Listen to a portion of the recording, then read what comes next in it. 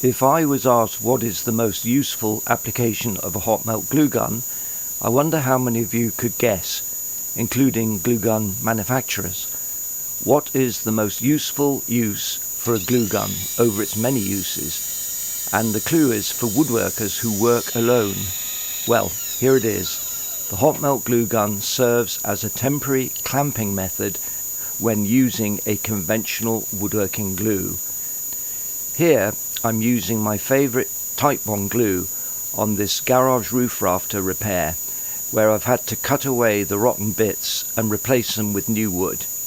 The Hotmelt glue positions and bonds, and although I'm now adding clamps, I can take those clamps off after the initial squeeze.